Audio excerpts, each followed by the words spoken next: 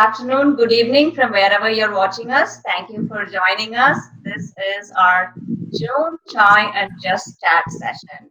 In August, we are going to be celebrating the fourth year anniversary. We've never missed a monthly session. We've discussed all sorts of topics, some of the topics that have been actually put under the rug. We brought it out to be in a friendly environment and discussion, even about youth, adults, various topics. And you can check out our session all on www.chaiandjustchat.com. Our umbrella sponsor has been mentorship.net. So thank you so much, Mentorship, for sponsoring us. And again, we are so excited for today. Well, I am ready with my chai, and hopefully you are too. Let's relax back and hear out our panelists today. There's going to be laughter, there's going to be reality, and also there's going to be the pandemic discussion that has sort of overshadowed all of the topics that we've discussed in the past 2 years. So thank you for joining us. You have already asked a few questions while registering. We have incorporated those questions for discussion today, and you're welcome to ask some of those, again, any other questions over the chat as well. So thank you. I'm going to do a brief introduction of the panelists, but I would like for them to speak about themselves as well. Yeah. So I would like to start with Brian. Brian, thank you for joining us. Brian is joining all the way from Johns Creek, Georgia. And Brian used to be a police officer, and it's definitely a topic that I have incorporated for discussion today, Brian, from your prior life. And you retired in April 2019, and you have a graduate degree from University of Georgia way back in 1980 in public administration, also from Columbus State University. Yeah, and you're also a graduate of the FBI National Academy. And so you have two sons, but Brian, you are also currently a council member in the Johns Creek area. So if you can briefly tell us more, anything that I have missed, Brian, on what led you to be in the city council or in the politics. Well, good morning. Thanks again for having me. Um, yes, as you stated earlier, I've been in law enforcement for 37 years. I've started here in Johns Creek before Johns Creek became a city. It was an unincorporated area. I helped create the city by forming the task force and creating the objectives and goals for the city.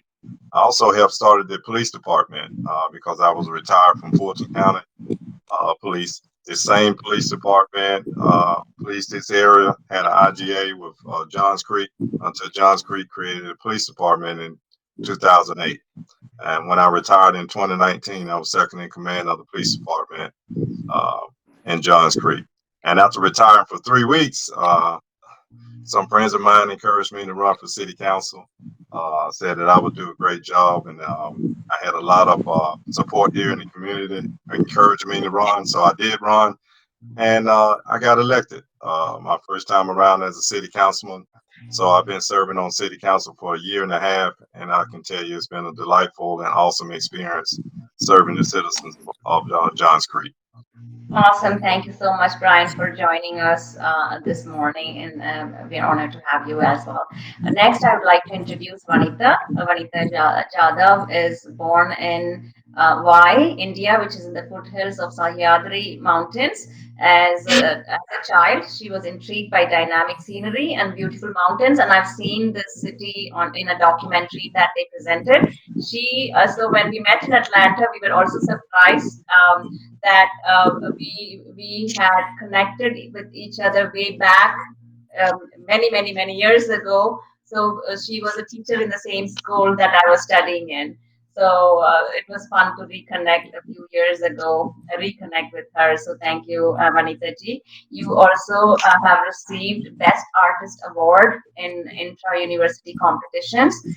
You are also a founder of Mocha Tone, and if you can talk about it also. And also, you are a convener for in the Indian INTAC, which is the Indian Arts and Cultural Heritage chapters across India, but you are the convener for the Y chapter. So, Vanita ji, if you can tell us anything more that I've missed for your introduction, please. Yeah, I was, as you know, I was working in Middle East for 15 years as an art teacher. I was with my husband. I came back to India. My daughter is a doctor. It's very, so you are playing an important part in the Indian culture and traditions as a convener of that city. So thank you so much for all that you do. And I would love to hear later why art chose you, or why did you choose art as well. Yeah. So thank you so much Yeah. for joining us. Next, I would like to introduce Mr. Jaswin Singh. Jaswin Singh, a very unique and very fun name. You are also the founder of the Institute of Happiness in Vadodara, India, and you're also a corporate trainer and a keynote speaker as well. And thanks to Bala for introducing us. And in a short notice, you accepted the invite to join us this morning. You have a huge bio. And I know you are also a marketing director with Encon, and you do a lot of skills. You do training such as achieving targets, leadership, time management, interpersonal communication. So for you, you feel that all these naturally fall in place. And your motto is live to give, and I love that. And also you believe never beat people, just win them. Yeah. So tell us more about you that I haven't talked about. So I have been an engineer all my life. I got 31 years of experience as an engineer. And 21 years back, one of my friends was on the verge of suiciding, and I was able to get him out in 1.5 hours. And he actually flew back to my town after 32 days of what I asked him to do. And when he came to my city, he said everybody had failed, all the psychiatrists, everybody had failed. In 1.5 hours, you are not a shrink, you're an expander. So you need to take this a little more seriously. So we started an Institute of Happiness, and he said a lot of people like me may be requiring it. So we started with counseling, and then we went on to corporate training, and then we went on to working for a lot of NGOs. We are right now active with 152 NGOs that we are working with. So I believe I'm just a channel of life, and I've come here to just make a little spark of a difference in this world. And the idea of live to give is absolutely because of that. Okay, is Diane. Diane, next. Thank you for joining us. Diane, you are a health and wellness coach. You are also a certified health and wellness coach, and you're a former HR executive. And Diane, you're also. I'm reading your bio, and it's oh my gosh, all this experience from the HR perspective has a lot of things to do, right? So you've been, but the word that keeps coming in your bio is about transformation. Yeah, so it keeps coming about transformation. So tell us a little bit more about how you moved from being in a corporate HR executive in big companies, from a corporate to becoming the boss of your own. Yeah, great. Well, it's really, I mean, after 30 plus years of developing business leaders and HR teams and helping the organization get better, I really pivoted. And it was because of my passion and my passion for helping continuous improvement with people and helping them feel better about themselves, not only physically, mentally, and financially. I mean, it's just been such a life-changing transformation that I get to help people transform their health in both physical and mental ways. And I just love it. It's just exciting, and it's made such a difference. Okay, and thank you so much. And you like what you're doing? I love it because there's a big need, obviously, right now. we've got a lot of people who've been through this 1 year pandemic, and it's a little bit crazy, both mentally and physically. Okay, very nice, awesome. So we do have Dr. Hari Balaji who has joined us. Dr. Hari, thank you so much for joining. And Dr. Hari, we want to send our condolences. We know you've lost your mom recently, but you said she was happy to see you on this flyer. So I mean, I don't want to become emotional. I become sensitive to these things, but you said she was happy to see you on this flyer. And I said, I understand even if you're not able to participate, but you mentioned that she would have wanted you to participate. So, Dr. Hari, thank you so much for joining us. You have Please stay strong, and our best wishes are for you. I'm sure you made your mom very proud, because even when I met you 2 years ago in India, you were taking care of your mom, and that was your that was one of your main purpose in life as well. You've been in USA. You are more of a social entrepreneur and a disaster management specialist. You have certifications from United Nations and WHO. You've received awards like Bhale Bharat Award of Excellence by Indian Science Monitor. Mr. Asira, for this opportunity. I'm happy to be here. Normally, any forum where I get invited, first thing I do after I get the flyer is to share with the family, first to my mother and to the family members. And recently she fell ill, and yesterday she passed away. And she was very happy to share this flyer with all her friends. And so I didn't want to miss this. I'm sure she would have she would have definitely wanted me to attend this, and I even told her friends today morning, like, I'm going to be attending this, and definitely this will be recorded. I'll be sharing this with them as well. You have covered pretty much the gist of what I have done and what I'm doing. I did my hotel management as my bachelor's in India, and then I did my post graduation in hotel operations management in Switzerland. And through campus recruitment, I came to do my hotel management exposure training in Atlanta, Georgia. I was working in Peachtree Plaza. I started there as a management trainee, and then I was working there for 1.5 years. And after that, I moved to different parts of Atlanta, then a little bit to North and South Carolina, and finally I was working in Kenner, Louisiana. I moved to Kuwait, and then Chennai, mainly in disaster management. Even though I started in hotel management, I saw how Hurricane Katrina was handled by FEMA, and my trip from Switzerland to US, that's the day when the 9/11 attack happened. So, a flight was sent back. I was supposed to land on September 11th, but we were sent back to Zurich, and then we reached on 13th. So that gave me a little bit how idea about how emergencies are handled from Europe side, and then Hurricane Katrina from US side. So that actually made me think, what would happen? Something like this happens in India. Was it a setup? At that point, there was only a couple of states were having that. So that made me to go ahead and cancel my green card process and come back, do a little bit of further studies in that, and enter into this field. Very nice, very nice. Thank you so much, Dr. Hari, for joining us. But Jay, you are also, you come from a various background, but ultimately you ended up enjoying giving back. So you are the founder of Charity Crossing, a lot of charity work. But I got introduced to you in a group which was sort of organizing oxygen concentrators to be shipped from US to India and other places. So can you talk about it a little? My name is Jay Muthukamachi. I'm from Delaware, and hi Brian. I thought you had some background here.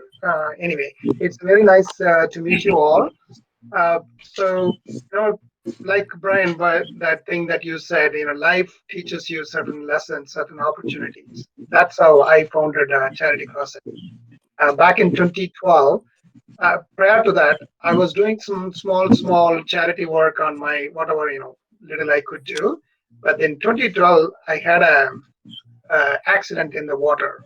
I almost drowned right in front of my family members. But somebody came and saved me. That day, I was telling my family, for some reason, the Almighty saved me. I don't know what it is. I'm going to figure it out. 3 years later, when I turned 50, I started this Charity Crossing to help people. That's how it all started. Right after I started this, that was my 50th year birthday. I said, no party. I'm going to use that money to start this organization. There is a initial capital you need to spend, right? Setting up and all that. Right after that, that Chennai flood happened, and Hari, you can relate to what I'm talking about. It was a major impact disaster in Chennai. for people from America, you can think about the hurricane that happened in Houston. You remember that Houston had 2, 3 years ago, huge flood, huge rain. That's exactly what happened there. The streets were filled with water, and they were not prepared. So we sent about 7 containers, and from Houston itself, we sent 2 containers from Houston, and then all over U.S. we sent about 7 containers of relief materials. So that was first time we did the um, big event that we did after Charity Crossing was founded. Since then, our focus is to mainly to help the community. My philosophy to members of our Charity Crossing is wherever you live, give a helping hand. So that's our philosophy. It's mainly Charity Crossing was founded to help people in America.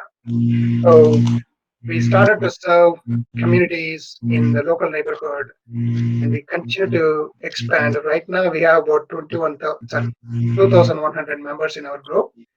About 200 people are very active at a given point in time, 100 to 200 people.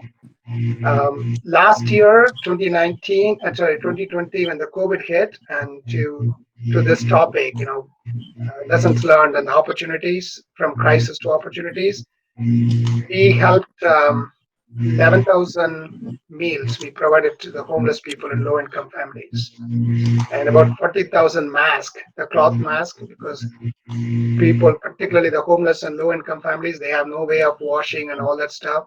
So on a week-to-week basis, we gave them the new set of masks and things like that. Then about 80,000 8-ounce sanitizers we provided to those people. So we wanted to keep them healthy, because everybody need to be healthy in order for the community, overall the community need to be healthy. Just we alone cannot shut our door and stay inside the home, right? How long you can do that? We can do for a few weeks. So we focused on making sure that the community is safe. That was that. And then over the last 5 years, I served about more than 5,000 hours of community service. Last year, I received a Lifetime Achievement Award from the President's office. So they sent me a Lifetime Achievement Award. Thank you. Appreciate it. Now, the year one, the President's office has a volunteer service award they send to people who have gone above and beyond helping communities. Year one, I think 2, 3 years ago, two people received it. Last year, then after that, 19 people received it. Last year, 27 people received that volunteer service award from the President's office. And many of our volunteers are youth volunteers. So they are our future. If I can teach them a little bit now, you never know what magic they can do, right? So that's on the US side. We also do a few things. One of them is tree planting in India. It's not just normal trees. We plant the coconut, mango, and guava trees in India. Idea being, we not only do the green, we also try to do income producing opportunity for the families. We only Okay. for low income villagers. And thirdly, most importantly, the medical supplies that we are giving to people in India, particularly after the COVID-19 second wave hit. We are working with a group of people. Nazira is part of that group. They are all collectors and revenue officers in all over India. So we are helping multiple states with the medical supplies. Okay. Sounds Well. good. Yes. Okay, the final panelist that I would like to introduce is our my batchmate, medical school batchmate, all the way from Bangalore, Dr. Partha Sathi Datta Roy. So thank you so much for joining us, Dr. Partha. Dr. Partha, you did your medical school in Siddhartha Medical College in Tumkur, Bangalore, where I did mine as well. We were in the same batch. And then you went ahead and you did your graduation diploma in Father Fuller's Medical College, Mangalore, just so that he receives awards from celebrities. And these are celebrities, like high profile celebrities like Madhuri Dixit and all that. So that's how I know Partha. So I know she's doing something good apart from just being a cosmetologist and a dermatologist. So I'm sure you're giving back. Now you're very renowned cosmetologist in the Bangalore area. Dr. Partha, anything else that I've missed about you, please? As she said, I joined my MBBS in Tumkur. It is near Bangalore, and we were batchmates. And after finishing that, I have done my dermatology diploma in Father Muller's Medical College, Mangalore. And then I have done my PG, that is MD, in dermatology again, in KMC, Mangalore. So since then, I have been practicing, and as she knows, I do not know to speak much. Yeah, I don't think we hardly said a few words, Diane, for the 5.5 years we were in medical school together. So to connect after all these years and actually start speaking is ironic, but it is good. So thank you, Dr. Partha. So tell us why you received the award. Why you received the award from Madhuri Dixit? She's one of a very well-known celebrity. What you said? What was the reason for your award that you received? The reason should be told by the organizers, not by me. And for your information, even Dr. Nazira was quite a shy and conservative girl when she was in her medical school. Now I'm a little surprised to see her talking so much. Yes, I was a timid person and a shy person. So, we all evolve, and that's what life is about. Yeah. And life experiences make us who, as we start identifying what our purpose in life is, we start evolving. So, thank you, Dr. Partha. And Jay, I would like to ask you a question to start with. If you had $1 million, what would you do with it? And if you can keep it short, because we want to go into the main discussion as well. If you had $1 million, and maybe you do, what would you do with it? I have a lot of things lined up to help people. So $1 million is, I can make use of that. For example, the food initiative that we are talking about. There is an organization that I work with in India. They have a fridge, so people can put food and people can take food. We can do that. And I actually want to do something like that similar in America. But the problem with America is there is too many legal issues. It's so hard to implement such kind of policies in India. Maybe Councilman, you can help us try to get something like that, right? You know what I'm saying? There is even our home, our restaurant, there is so much food is getting waste. We can do that. Okay. Sounds good. Thank you. Hope that I answered the question. So would you buy a Tesla or a bike? Me? Bike is good. So guys, let's go. It actually for two reasons. One, will make sure he has a bike. It actually, it takes me to point A to point B, and then it's a nature friendly, right? Okay, sounds good. Thank you, Jay. Brian, this question is for you. If you had a magic stick, which are the 3 things you would change in the world? I had $1 million for 3 things I would change in the world. Well, first of all, I would try to deal with the hunger issue here in the United States. Believe it or not, we still have families that are suffering, and this pandemic really exposed a lot of that. It brought a lot of that to the surface with the hunger.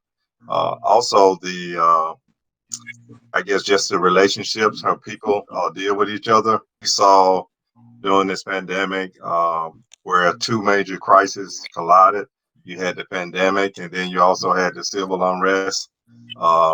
Pretty much collided together, which caused a lot of uproar in the country, but it also revealed a lot of issues that we thought had resolved resurfaced when we had a lot of police brutality issues resurfacing. It was all because those things were on video. Things that we normally would read about, we actually saw it on video. So with the relationships, and also the third thing, uh, the environment, making sure we're taking care of the environment, investing in our environment, climate control, to make sure there's a future for our kids and our grandkids. Very nice. Thank you, Brian. Diane, are you happy and what would you change? Am I happy and what would I change? What a good question. I would change what we're doing. Well, I wouldn't change it because it's what we're doing, and it's healthy habits for all. It's like, how do you teach kids how to eat healthy and live healthy, and experiencing things that will bring not only education to the community in terms of living better and living healthier, especially when there's so much negativity around us, and getting that mindset shift. So I think it's to help people change their health and change their mental health and physical health. When we see how much is going wrong in this world, and there's so much opportunity to improve it and make it better. Very And nice. do that with even the smiles. Awesome. Thank you. Vanita ji, who is someone you respect or admire and why? I respect the artist, and I respect our culture. I respect our intact the NGO, because we are doing the restoration for mandir, ghat, all the structures, old structure in India, and we are doing the conservation, uh, preservation for nature, tangible heritage, intangible heritage, the traditional.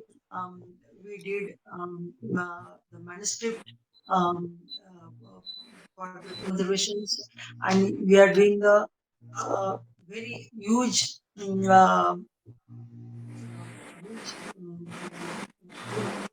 for India. And I respect my art. I'm doing the short film, because my journey from artist to film, because the film is different media. The change is life, so we have to change. And I respect uh, the guru of Google, and the Google is my guru, because when I draw Ganesha's painting, I just go to the Google how to draw eyes, how to draw hand, and then I come to my painting again, and I'm doing the same Very thing nice. I do for short film. I pick up the small things, and doing that together, and doing the and I'm putting on YouTube the Ajay Jadoo Studio. If you see the Very nice. Jadoo Studio, you can see so many films there. So Okay. I Very nice. my culture, yeah. Looks like you are promoting art and visual media to promote art for artists Yes. as well. So thank you, Anita ji. And Dr. Pata, if you had to write a book about yourself, what would the title be? Life, the way it had The life, the way it happened. it has Wow, been. that's interesting. That's interesting. What would be the first? What would be the top thing that it would say in the book about you? Now the thing is, like, you know, I feel, people should be more understanding all over the world, more sensitive, more close to each other. And I sometimes think of inventing a device which can read people's mind, Oh, so that people can understand each other better, very minus the negative, minus the negative thoughts. Because yes. again, if you can read these negative thoughts, that can be again something different. So Very well said. Dr. Partha, you why? So if we could solve this problem way when we were teenagers, I mean, you would have had an excellent life, right? So I think you hit the nail on the head. So very well said. Definitely, and as we age and graciously age, I'm also realizing so many of the things how it's perceived differently, or how I perceived years ago, and how to get rid of the negative thoughts is usually the limitation factor has been us within us, which has not, so which you sort of brought it up right now. Dr. Father very well said. Hari, the question is for you. If you had to, what is one thing that your culture taught you that you have never questioned?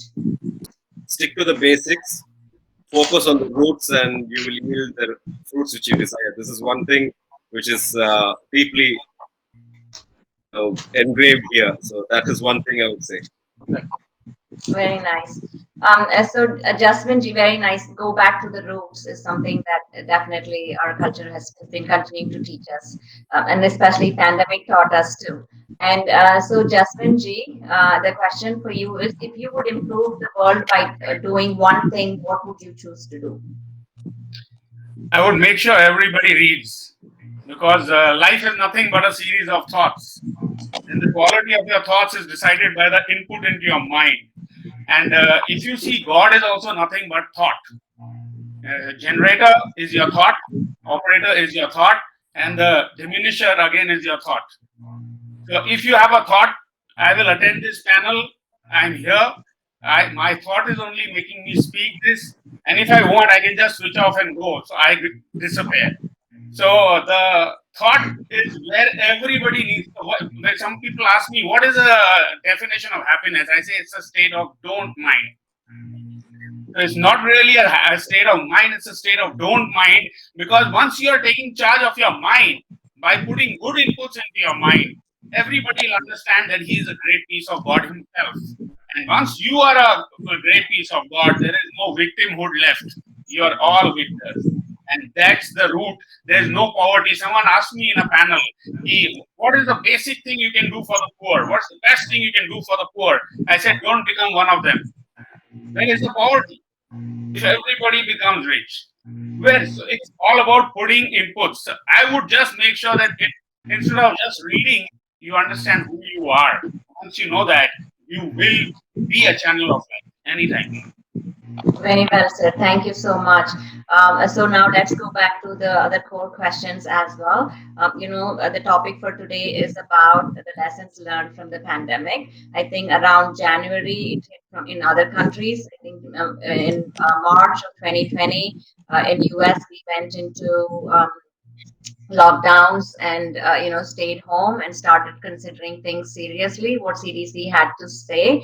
But in spite of all that, there were many, many, many, many lives lost in US, in India, and across the world. And lives lost is not a statistic or a number, right? It was a precious life. There were moments, there were days the life was given, but various reasons, pandemic sort of started teaching us lessons.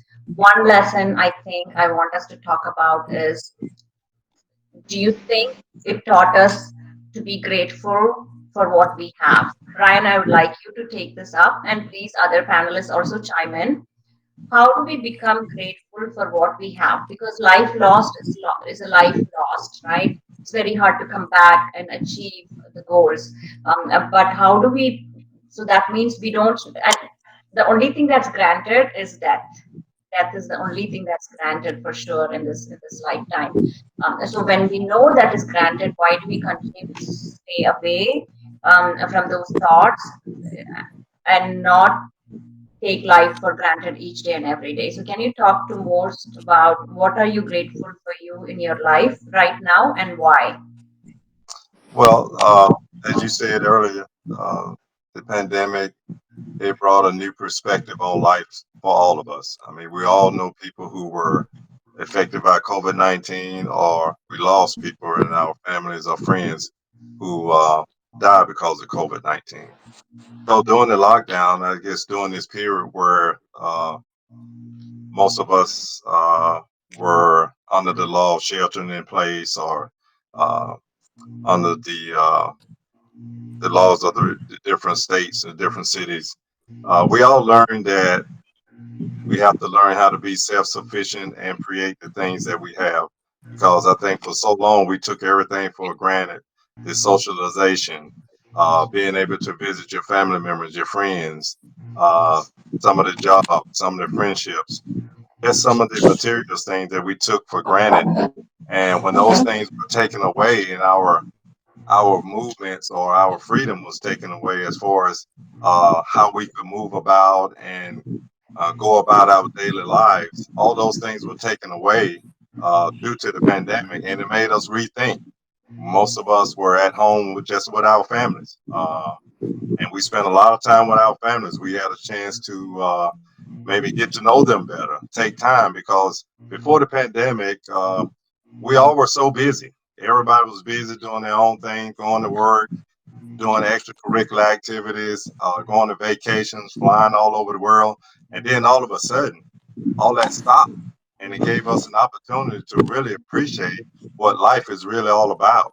And that's about you and your family and your well-being and taking care of yourself. And like Diane mentioned earlier, mental health became a real issue. It came to the forefront, especially in law enforcement.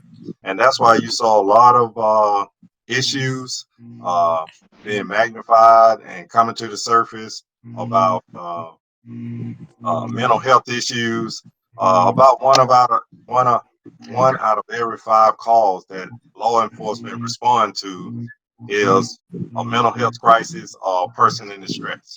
And when that happens, we all realize that instead of people were saying during the protests, defund the police, it's not about defunding the police, law enforcement, it's about reform. We have to change the way we do business. You can no longer police the way we used to police a long time ago. And that's why in about 6 weeks ago, we started here in Johns Creek, the Mobile Crisis Unit, which have a behavioral health care professional riding with the police, ride with the car, riding with the police to respond to those calls, to be able to de-escalate those situations before those situations become tragic or before someone gets seriously hurt. Because we saw all over this country, we were seeing videos where police were dealing with someone who was in distress or a mental health issue, and the police were not experienced enough or capable of handling the situation to de-escalate the situation or recognize what was really going on. So during the pandemic, it gave us unfortunately a lot of things surfaced. Some of the things are old and some of the things were new. Most of the new things surface around, I think, mental health issues that we didn't realize that existed. Most of the old things, you're talking about disparities in health, in education, and just HR issues and how people are treated. So all of that surfaced and sort of collided.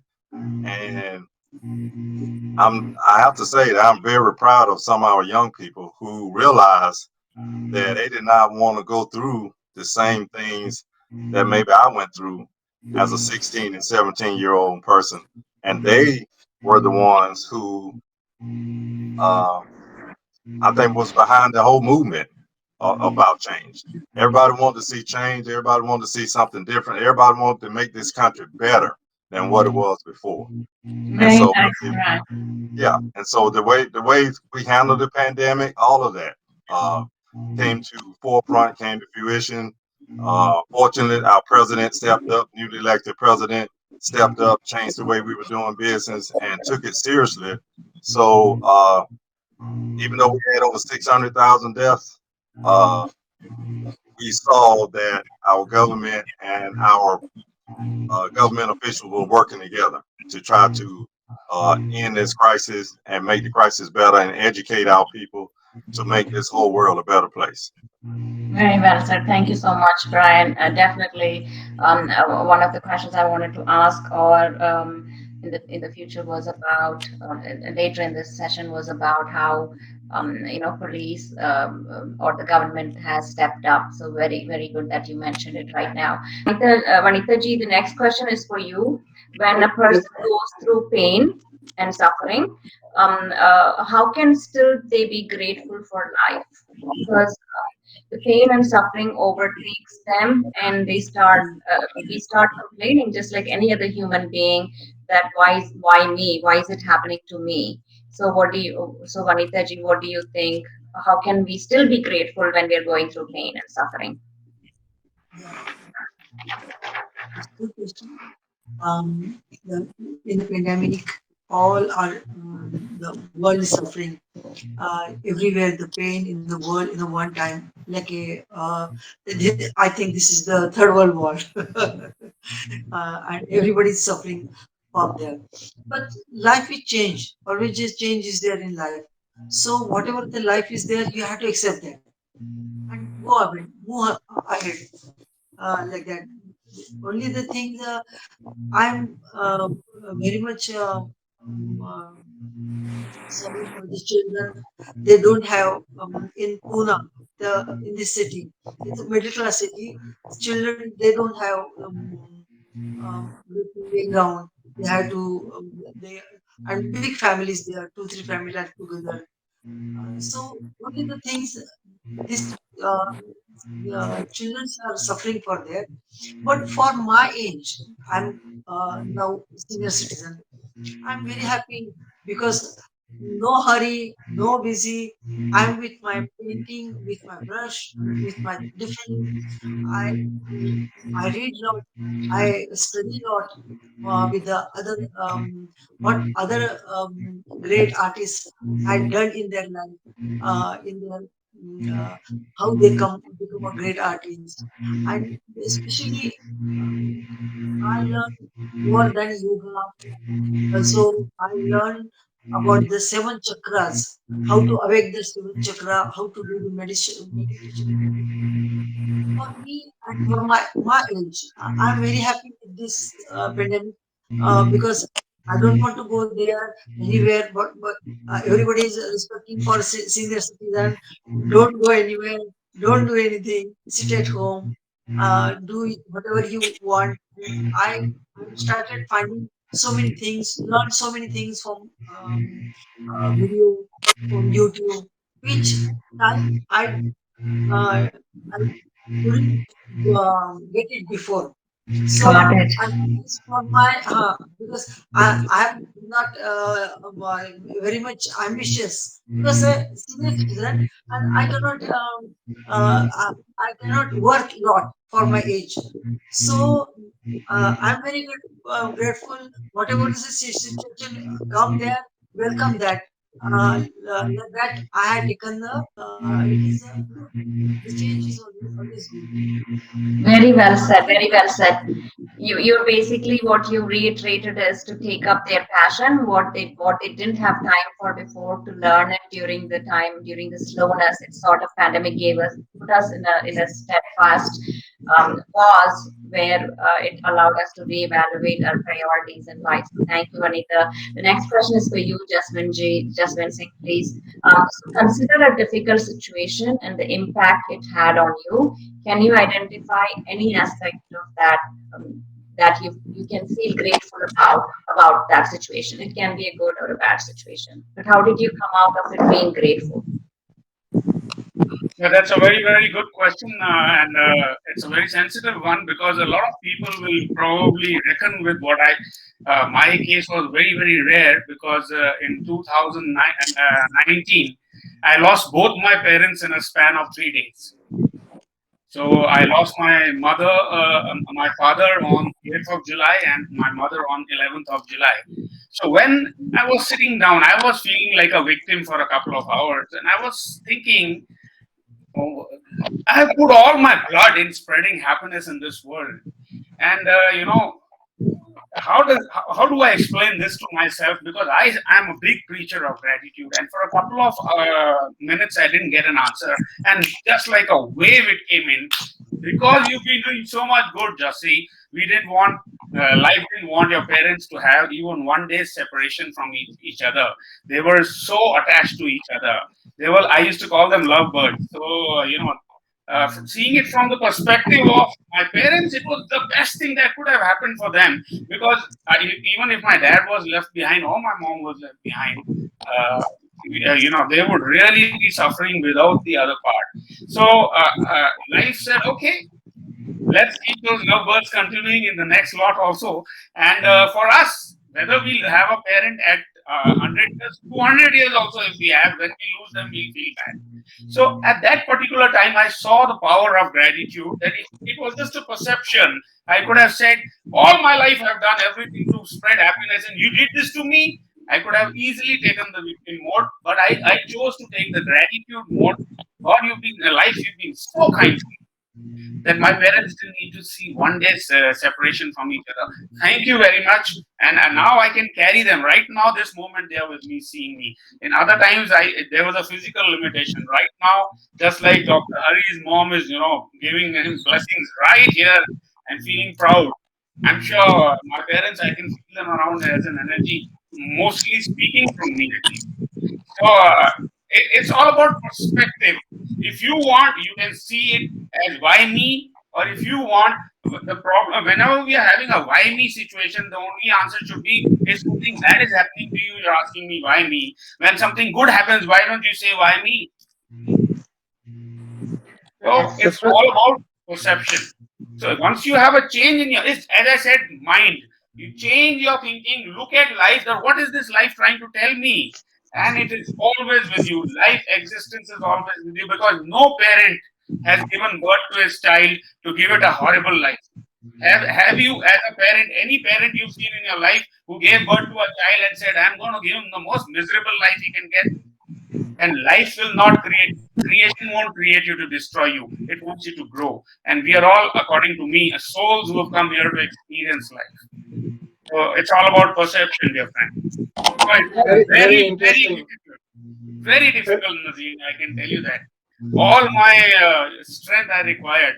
But the moment I took that perception, the whole world started looking bright.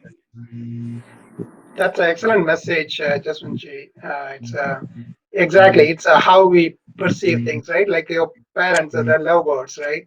If one of them lived for a few more years, things would have been very difficult for the person who possibly, right?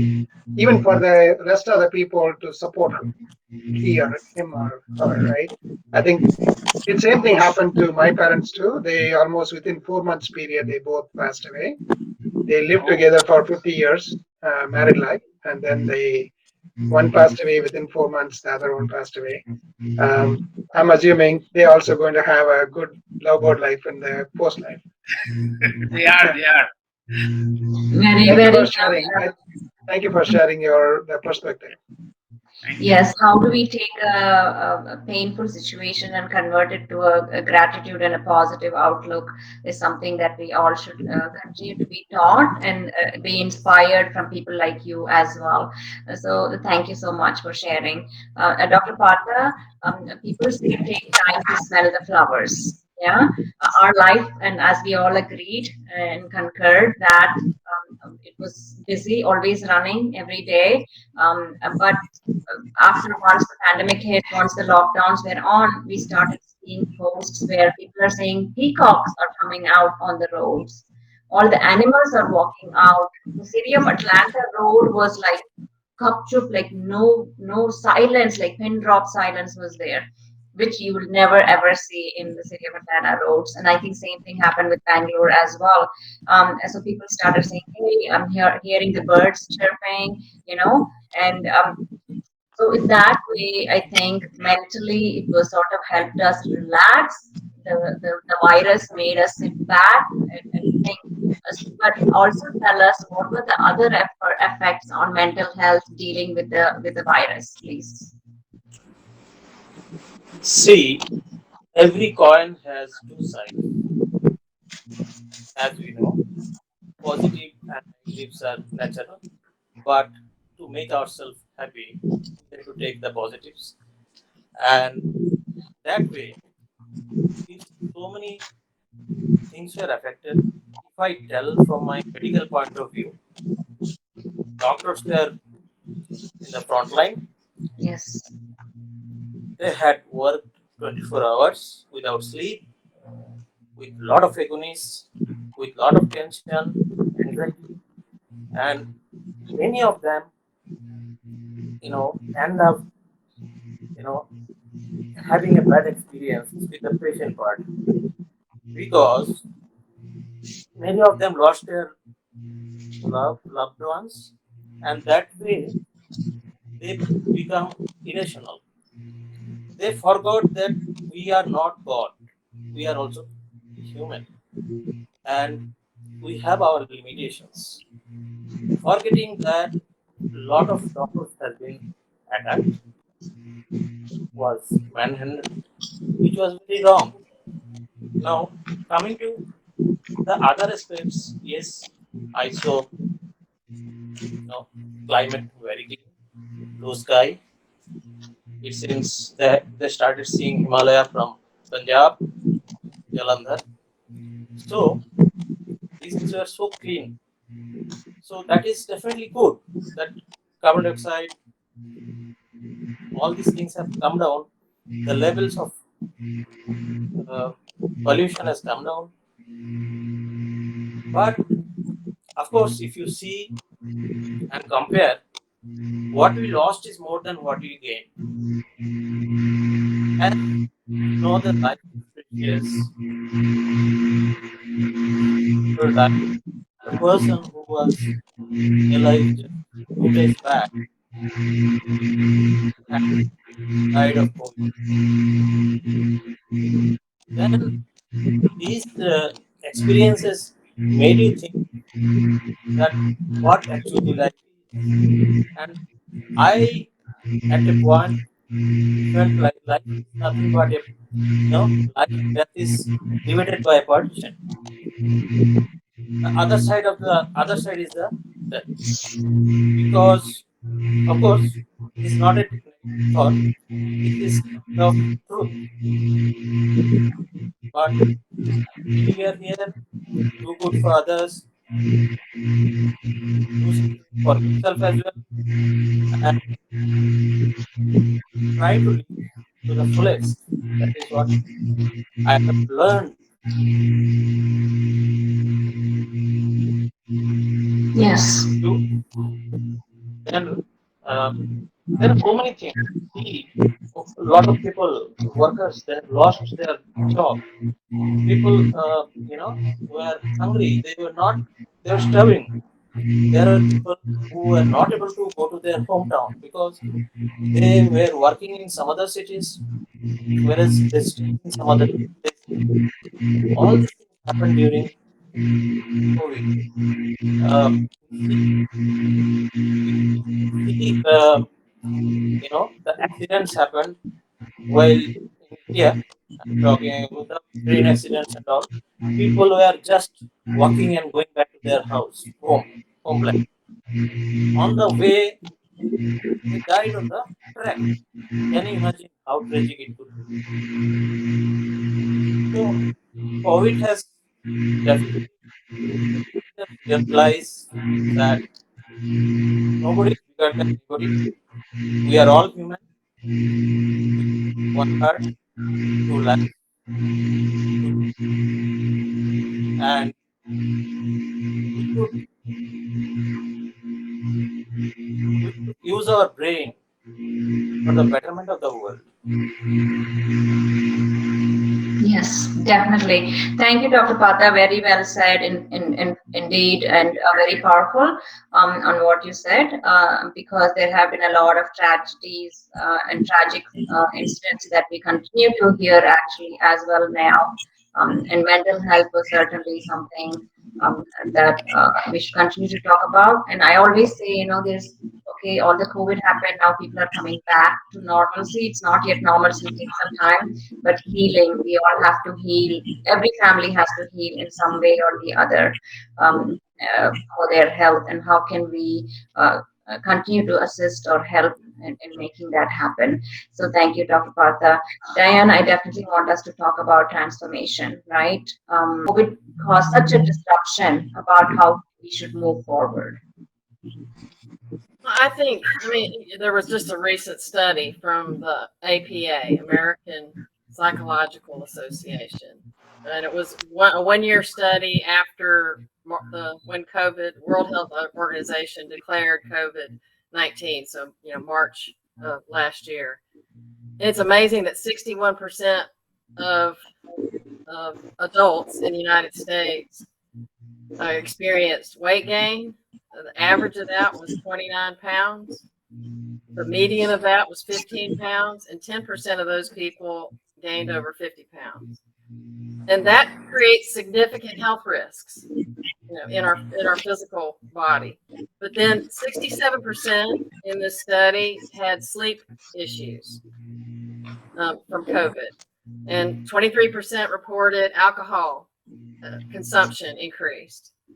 And then the pandemic particularly even put a heavy toll on parents with kids, parents with remote learning, and with nearly half of the mothers who still had children at home, really their stress levels increasing dramatically, like 47%, and then 30% of fathers the same. So all of those things say that we do need this transformation.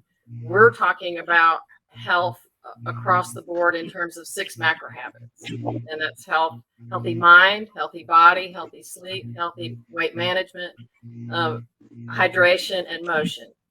And all of those together with the surroundings really can help to make that positive change in people. But you got to want it, and you got to be awakened to it, and that all starts with the mindset. So I love what we're talking about here. And if we could get even some audience participation, just to put one word in the chat about what you're positive about. What's one thing that's positive in your life right now? Could that be your family, your love, your passion for whatever, but find that positivity. And I love what you said, Just Win. And I mean, when we change the way we see things, the things we see will change. So move that perspective to the positive. And I think that's the start of seeing that you can be the dominant force in your life going forward. And you can be the dominant force of changing that mental health and get rid of those negative voices and seeing the positive and being grateful for those and journaling those down and making sure that they're part of your mantra. And then the physical choices that you want to make to be the dominant force in your life. All in control of you. It starts here. Very well said. Yeah, what you just said, Dan, is very true, because that's the only way you can get from nowhere to now here. Yes. Definitely. A lot of people are wanting someone else to do something about it, but instead of that, we are not trees that we are stuck. We are human beings. We have a mind. We can do anything we want. And if every single person takes a responsibility to any situation, that situation cannot disempower him ever. So what we are looking for is someone else to make the change. We don't want to be the change. Definitely, well said. Very inspiring. Dr. Hari, thank you, Jasminji. Dr. Hari, the next question is for you. As a disaster management specialist, and you've seen how India reacted, you've seen how US reacted, you've seen how China and other countries, New Zealand and Australia react to this global pandemic response. So what are your thoughts on the infrastructure? What came into play? What didn't come into play? During the crisis, how have we turned that into opportunities now? And where are we lacking those resources? Basically, I don't want to end it up in a negative tone. What I'm asking is, yes, we know it was there, but how can we convert it into opportunities? One thing I learned in this pandemic, most of the countries which was headed by women, as how they knit the family together, the fabric together, they were able to successfully handle the challenge. So I think we'll have to learn basics from women in handling the challenge. Are you also talking about women in politics? Yeah, women in general, because why I say it's like from the stage where when we were staying in, when we were living in caves to now, uh, they're more strong here, good in administration, and that has come out during this pandemic. So I feel we have to learn more. There's an organization called Kudumbashree in southern part of India, in a state called Kerala, where it is completely run by women, which is one of the strongest community-based organization. And currently, I'm involved with a environment project which is focused on solid waste management. So, Kudumbashree thought we slowly modified it and we made one ward completely women from top to the rank and file level. And we see high attendance, performance is better, and punctuality is there, no tardiness. There are a lot of things which is happening in a positive way. Now the management, in fact, the senior leadership is thinking, why not we make it in all other wards and have because it's less headache to the management side, because process-driven approach is there, results are there. Of course, not 100%, but 98% compared to other areas where we are looking at 80% and 70%. So one thing I noticed is this, because women always act as a fabric, they're closely knit and they bring the family together. And there's some magic which happens when the head is woman, when the head is a woman. And I feel that's one thing which I primarily focus. And there are other areas as well, like helping from the infrastructure part, ensuring that we are prepared, post-disaster humanitarian response lessons which we take, and then conducting trainings. Those things are there definitely. But one thing stood out is the women part. Okay. So, what can you also touch base about the public health infrastructure? What worked and what didn't work? What could have been done better, and what are the lessons we are learning now? What I understand from India perspective is there were a lot of primary health centers in certain states, but did not have skilled manpower. Or there are areas where we had very good structure, very good manpower, but there were a lot of communication gap. Like a lot of NGOs were working in silos. There was no interagency coordination, which we learned and we improved during the second wave. We saw a lot of duplication of the same work since there was no communication between the NGOs and the government part, district administration. Again, those lessons were corrected during the second wave. So, one side we see infrastructure but not skilled people. The other side, the whole loop was not complete because of lack of communication. Third thing, having learned from the first wave, there were certain states which picked up and which went a little bit further. There were also certain states which came up with new challenges. Certain districts from where I come from, Tamil Nadu state, where we had different dynamics. Like people living in certain mid or upper mid area, income area, had a different kind of approach. When it came to a little bit lower income pockets, we had different issues. Accessibility was an issue. So these things were learned, and it's more like after jumping, then learning to build a plane kind of a situation was there in the first wave. But second wave, I see a little bit better approach, structured approach, and awareness is more among people. Normally, when in IEC, information, education, communication, we take edutainment approach, we take testimonials, and the third one, fear and guilt with hope at the end, normally gets a little bit better. So, the kind of fear which first wave created actually opened up doors to awareness among people more. And infrastructure-wise, understanding the exact demand, requirement, need, what we have in hand. We had primary health centers or labs with enough equipments, but we didn't have enough skilled person to handle it. So those things were fulfilled. But again, if you ask me whether it's 100% complete, no. Now, by the time the third wave with the black fungus, white and yellow fungus coming in, and this is anticipated to look at focus on the frontliners who have survived first and second. This third wave is going to be more focused on children and frontliners. So that attention is now given by Tamil Nadu state, where I'm currently looking at a lot of, it's not just one layer, multiple layers where different departments are working together. Different NGOs have come together. They have formed a common platform with the same aligned thought. That is actually more powerful. This is what I see now.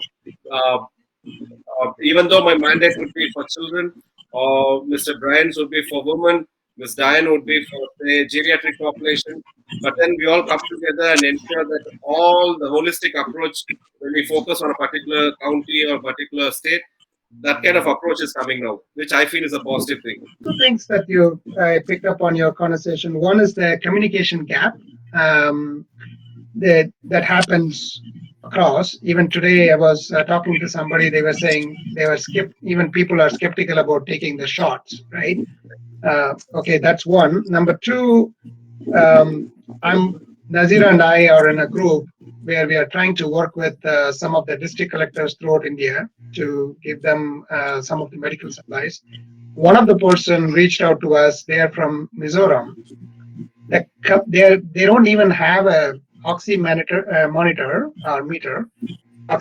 for a community. They're not even asking for a bed. They are saying, I need one oximeter per community. That's a kind of state in some of the peripheral primary care that you're just talking about, right? In the cities and upper cities, all those people, they find a way to get it, but not the other side, right? How those two going to be resolved? I'm not saying you're going to solve that. I'm saying, okay, when it's appropriate, Nazir, I don't know about your timing. I'd like to talk about that, because if we don't solve the problem, the majority of the Indian population lives in the villages and those kind of things, and we're not going to solve this problem. They are going to be suffering, right? Yes, Yes, you have a few seconds to respond. Yes, please. Okay. One thing which I noticed, what Mr. Gagandeep Singh, our Corporation Commissioner in Chennai, what he did was he brought a centralized approach of having all the COVID patients database. And then on the other side, he also brought in immediate database separate with a 24/7 call center to ensure all the hospital beds availability to bridge the gap, the communication gap. And the other thing is focusing on the districts, as you rightly said, not only the collectors, but also in the cities, all the regional district commissioners and the commissioners, apart from their portfolio, they were also given one particular area to focus. It can be water, sanitation, hygiene, or livelihood, or it can be anything to do with the gender. You can take all 17 SDGs, but 4 things which affect public health in layers. One mainly which was affecting is the finance part. So a committee was formed to ensure how are we going to handle food crisis, how are we going to handle economic crisis, which is embedded with this health crisis. Second thing, how are we going to create more employability, and how are we going to handle the education situation. So these kind of small committees were formed, and they were all integrated. What I like Mumbai as well, I think the previous commissioner, where he came up with this concept of centralized approach, where all the database is automated. In one screen, I can see the entire city. Where is a bed available, with the complete inventory, more like how we see in the library. Everything in one screen. Or when we see Martha in Atlanta, one screen, which Martha is going in which direction, and if there's any issue, which team has to go, the backup team, and all those kind of things. Everything in one monitor, and that actually brought a lot of issues down. But putting it together would have happened before, but after Mr. Gagandeep Singh took over, a lot of things have changed. Good. Very nice. After Sorry. Yeah. So no hurry. So I think what you're sort of bringing out is the collaboration, the centralization, and great leadership that can all sort of pull it together. So of course, lack of resources will provide lack of access as well, Jay. We can continue to discuss how do we resolve those issues. So hopefully, you and Dr. Hari will do connect at some point sooner. Yeah. So the next question I have for is Brian. Some of the things that happened during the pandemic, right? I want to talk about some social movements with the murder of George Floyd, yeah, the Black Lives Matter movement, and then even the attack on the U.S. Capitol on Jan 6th. I mean, these are some things that will be historically memorable during the pandemic. The social movement of Black Lives Matter actually happened during the pandemic. It's so hard to believe that. Why not before? Why not after? But during the pandemic, when you're supposed to be in a lockdown, these social movements are happening out of the necessity. So can you talk about how important that is, that the walls around us started to crumble and collapse, and we came out, to address those issues immediately. Yes. Yes. Thank you. That's a good question. And I knew that that's something that's on the hearts and mind of all of us, because it was the exposure that I say American got exposed with two crises at the same time. And at one time we were trying to manage the public health uh, ordeal and crisis, and at the same time you had the protests from Black Lives Matter for all the civil unrest. And unfortunately, uh, we saw a lot of things that we didn't want to see, and we thought was terrible and disgusting and very disappointing. All those things kind of snowballed into one uh, giant problem, and that was something that had been lingering for years that nobody had dealt with. And I have to say, I am definitely encouraged uh, by our young people who got involved and who was leading a lot of these protests, peaceful protests. Uh, they were actually speaking out about the injustice and the disparities that were going on that got exposed in our country. And those things had been put on the back burner for years, and now they were coming to the forefront. So, and during that time, that was my first time in office as a city council person. So I thought it was my duty to actually get involved and actually find out what the reasons were behind these protests. We had a few in Johns Creek here in Johns Creek. Imagine that. And and so I would always go to the protests early to meet the organizer to find out, hey, how did you decide to have the protest? What is the protest all about? And all of them were very genuine, concerned about what was going on in our country. Fortunately or unfortunately, the exposure was because of our cell phone and the videos that people were able to see, because we were in this pandemic, everybody was at home, and you were able to see these videos all over the world where things were happening, where people felt that they were mistreated, there was disparities in health and education and medical care. And we saw all of the issues that Hari and Jay brought up about the lack of collaboration with the PPEs and just getting the necessary equipment to save lives of our first responders, and also the people who were affected by COVID, getting them ventilators. We saw the lack of communication with our governments on each level, from the federal government to the state level and also the local levels. It was a total catastrophe. Uh, and fortunately, some of that got corrected by the elections, putting the right people in place to recognize what was needed, to recognize our CDC guidelines, to recognize what the World Health Organizations were trying to get us to adhere to, by putting the information out about what was really going on about COVID. the lack of PPEs or getting the PPEs in the right location. Some of our major cities, we couldn't believe. I mean, imagine New York City being shut down. Nobody would have ever imagined that, but it had to happen, and it got everybody's attention. And during that time, the protests were still going on, which was kind of amazing if you think about it. During the height of COVID, you still had people protesting, and all of this came to forefront, along with the issues with police brutality, and defunding the police, and all those issues came out. And I think it was an opportunity for all of us to come together and work together to try to make our country better, to make this world better, because things were going on all over the world, in Europe, in India, in the United States. And if you look at it, it was a lot of the same stuff. What was happening in US with COVID, the protests, was going on in Europe, was going on in India, was going on all over the country. And so how do we deal with this? Well, we dealt with it by bringing people together. And I think that was the most interesting part, bringing people together for the betterment of the country and for the betterment of our youth. And as I said earlier, I was so proud to see our young people leading these protests. And fortunately, and I was praying that these same people that were leading these protests were voters. They actually voted, and they made a difference, because I don't think the higher level government officials respected them or anticipated that they were actually going to go to the polls and vote, but they did, which is great. It's good to see young people involved.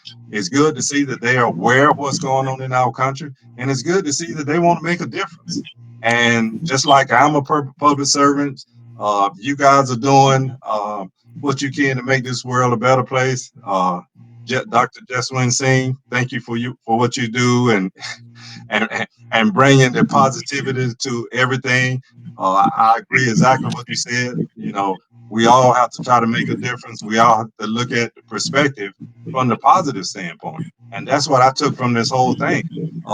Look at how we do meetings now. We have Zoom meetings, when before the pandemic we never even thought that was possible. But we're utilizing the technology that we had the whole time. We just never utilized it. You know, we're finding out that a person don't need to come to work at a stable location 5 days a week. They can actually do the same work from home.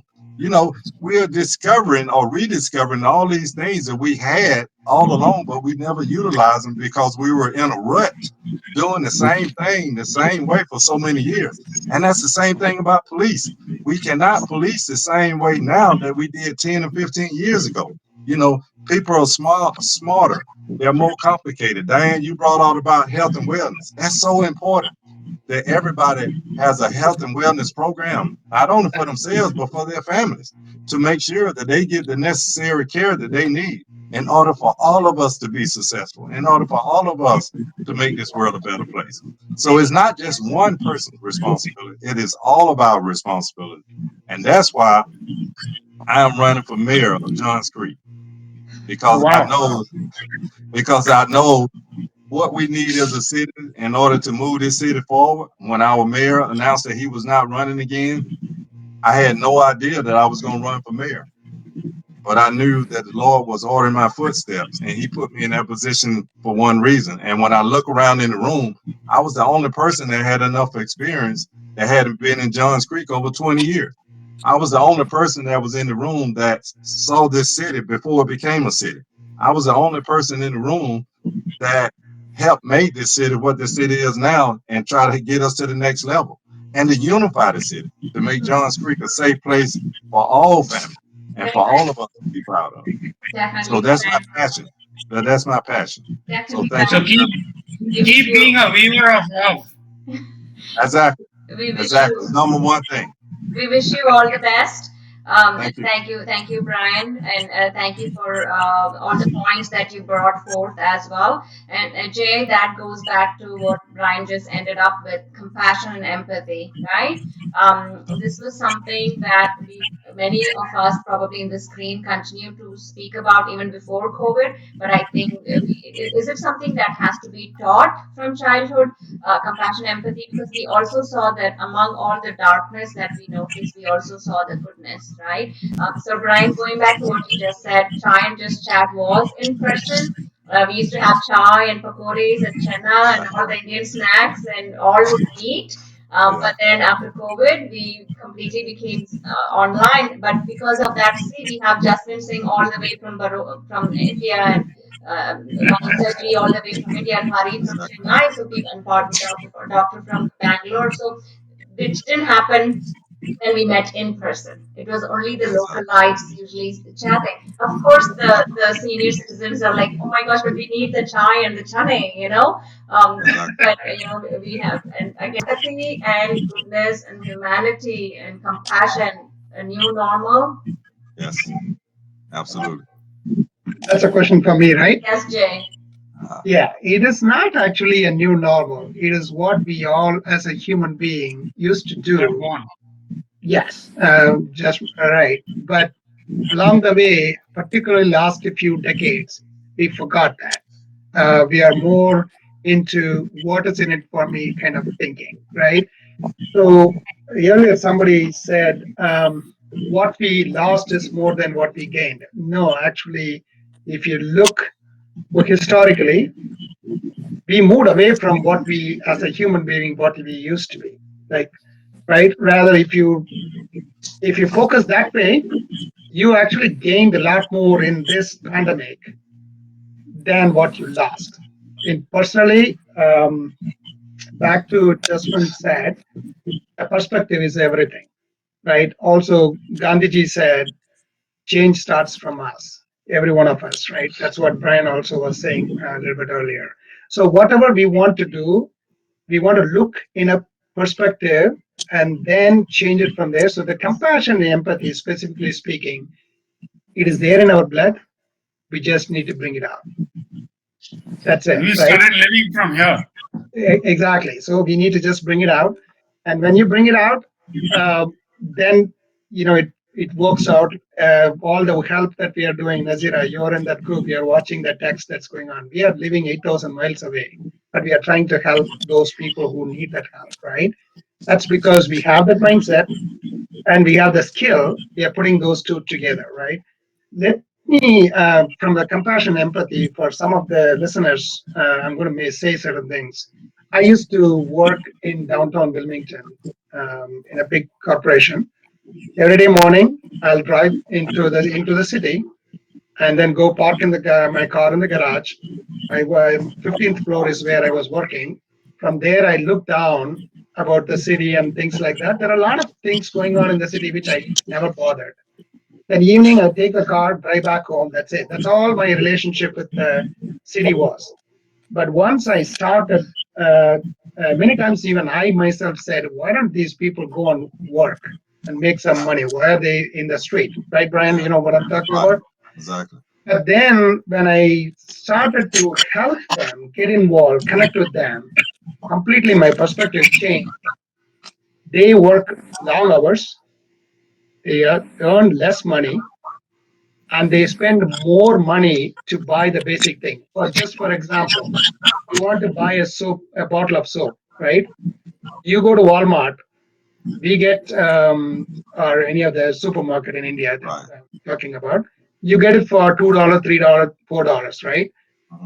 Half the quantity of that, what we buy, these people who live in the city, who go to the mom and pop shop in the corner of the street, they get it, they pay double the money for half the size.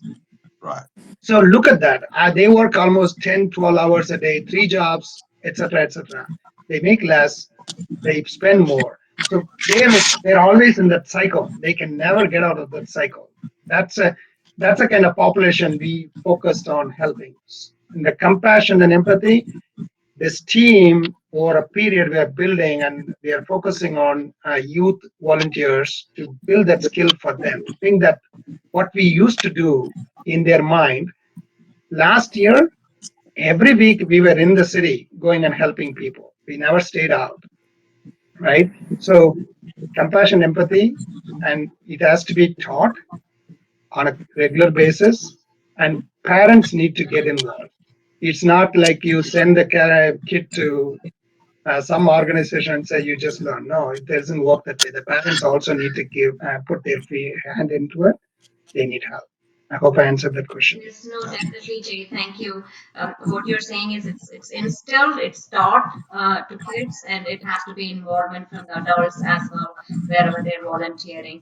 So definitely, that's something I hope we continue to give as a message that even COVID has taught us beyond limits. That's something that is not much needed. So if we are able to eat to a full, to the fullest, and our neighbor is starving, that's not a humanity world, right? So hopefully Exactly. we are able to Yeah. recognize those factors as well. Vanita ji, so that's Vanita ji and Dr. Partha. If you can answer these questions. So the youth, Jay just talked about the youth and the children, right? Their education completely changed across the world. Those children always knew what was about going to school, learning from teachers, and bringing homework back home and doing homework or projects and activities. And here they go, the schools are scrambling about how do we teach the children, should we shut down the schools, and how do we take exams. So many things changed. Do you see us coming back to the normalcy of what existed before COVID for schools and higher education colleges? What difference do you see Um, now going forward? yes, yes. I always thinking positively. There is all just you told uh, before. There is always a silver lining to dark clouds. And here I want to give the two example. One is the Eklavya. In Mahabharata, Eklavya, Guru Dronacharya not taught him anything, but because of his dedication and his concentration, he learned lot. So these children, every parent should be teach them that your dedication, your liking, whatever you want to do, you do. This is the best example in the history of the parents and children both. And another thing is, Bhagwan Buddha told, uh, just you told before, that homeschooling, home education, distant learning, like that you have to learn the self-teaching. This is the very important Swam Shikshan. This is the Bhagwan Buddha told. Atta Deepa Bhava. You have to learn yourself and Atma Jnana Prapta Karo. It means you have to, that's why we don't leave our culture. Wherever you go in the world, you should teach your children our philosophy of the and our Vedas and Upanishad. Even in Upanishad, everything they are written there. Clean your hand, before bed. Clean your hands, legs. Don't take the shoes in the dining table. But we forget everything because we are following modern things. That's why Atta Deepa Bhava, it's very important. Swam's deep ho jao, because you have so many windows in the world. When we were small, there is a no lights. We have lantern, but now everything is available for you in every home. That's why when if you light a lamp for somebody, it will also brighten your path. And this message I want to give you, Atta Deepa Bhava. Bhagwan Buddha told that is very important. So go again to the history in Vedas, in Upanishad, and see the history is coming again and again. So you have to learn. Your children, your parents, everybody should keep our traditional culture. It's very important. Very well This is said. the Thank message. you, Anita. Thank you, Anita ji. Very well said. Of course, cleanliness and social distancing and masking really mattered during COVID-19, and a student had to self-teach themselves many things. So that continued. Dr. Pata, how about universities and medical schools? Like, how do you see? So now, I think pandemic proved that education can continue without even being in presence. Is that going to be the norm in the future, where people are going to question why do we pay so much for colleges when we can learn some of the things ourselves and we can attend online? No, to be precise, your question, I would say it is natural to go back to the previous way of teaching things. But with due respect, I would say that why did I say that we have lost more than what we have gained? When you work on a ground level, you see people dying in front of you. You see people, losing their loved ones, and you have to ask that question to them. So, if we are alive, definitely we have gained something. If we are dead, did we gain anything? So, this is not a negative thing. This is something, is the truth. So, we have seen people struggling, dying in front of us. There were days we have not had food, did not have our sleep. So, definitely, it was horrible. We could ask this question to them who has lost their loved ones. Coming to the present question, yes, it has to come back to normal. See, it has come back to normal. For example, last week it has opened in Bangalore, the lockdown. I started coming to my clinic. Then I come out of my house, I take my car, I come to my clinic, as if nothing has happened. As if nothing has happened. But if you see in deep, you see around 50 lakhs people have lost their life. So many people have suffered. And unless you go to the root of that, you will not understand the tragedy of it. Of course, we have to take positives only, not negatives. But we have to know that these things do not happen again. That much of infrastructure, that much of the beds, the oxygen cylinders, medicines, everything should be available prior hand. Especially in India, there was a lack of all this during this second wave, and we have given a heavy price. Yes, Dr. Pata, thank you. And definitely, we want to applaud you for being a frontline worker. So thank you for, serving, continuing to serve. And it's really hard from your perspective because you see people dying in front of you, right? And it's very hard. And I remember, Dr. Pata, when I used to practice, when we used to go for our autopsy training in Bangalore, to Bangalore Hospital, just needs to cut bodies off. And my whole life changed, my perspective changed during that 1 week of forensic training, of what was the value of a human life. So I think COVID has brought us back to reevaluate the same thing.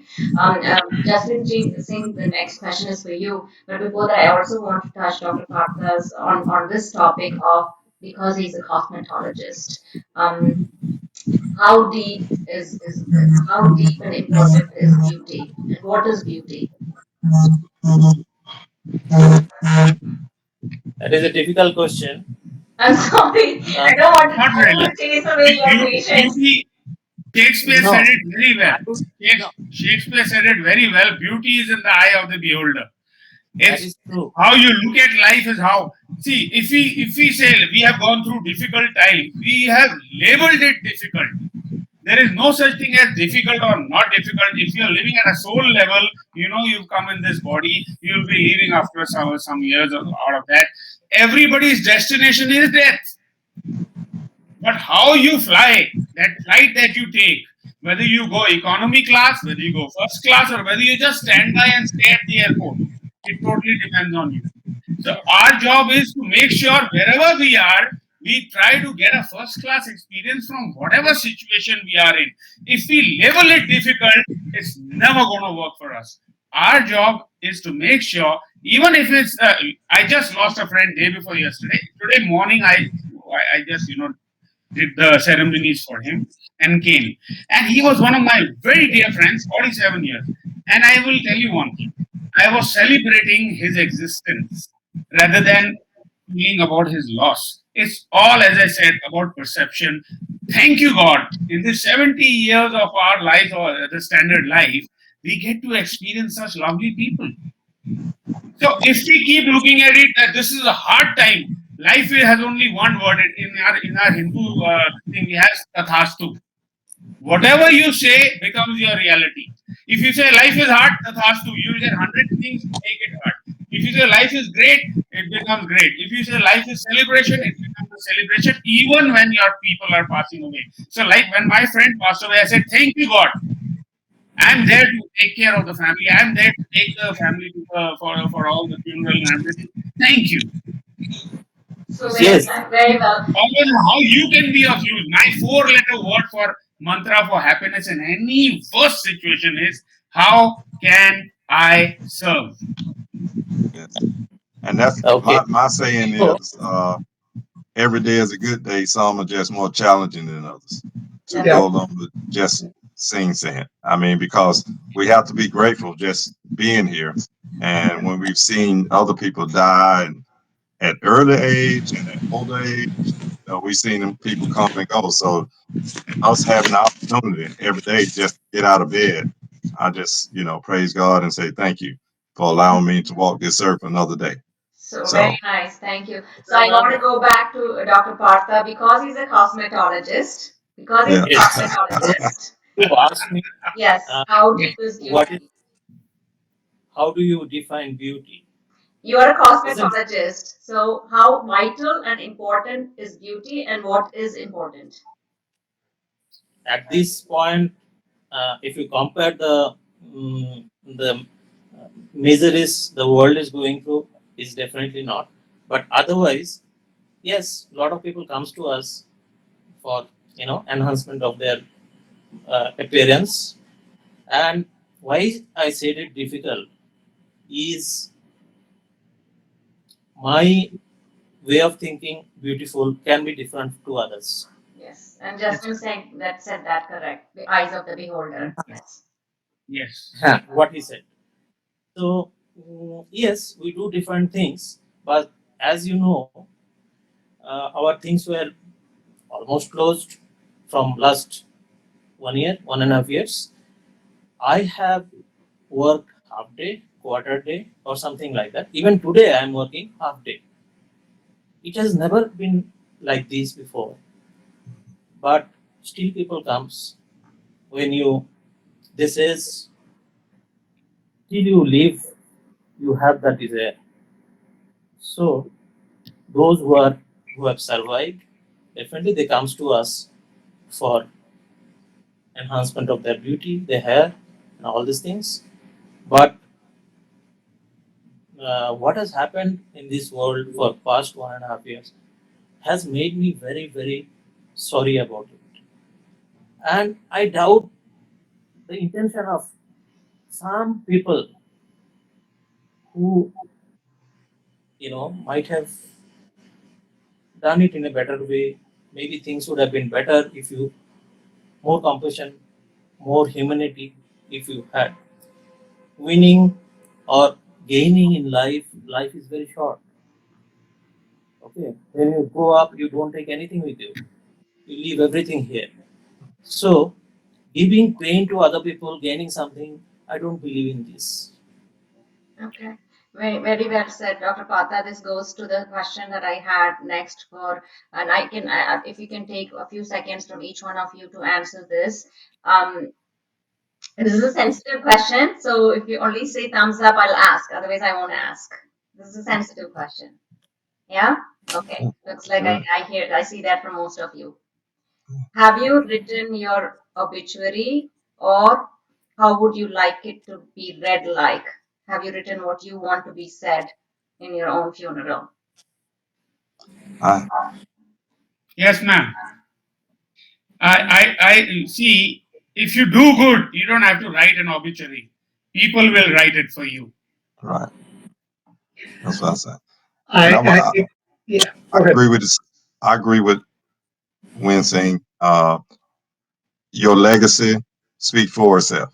You know, your work speak for itself. Uh, the old saying is, you don't have to toot your own horn.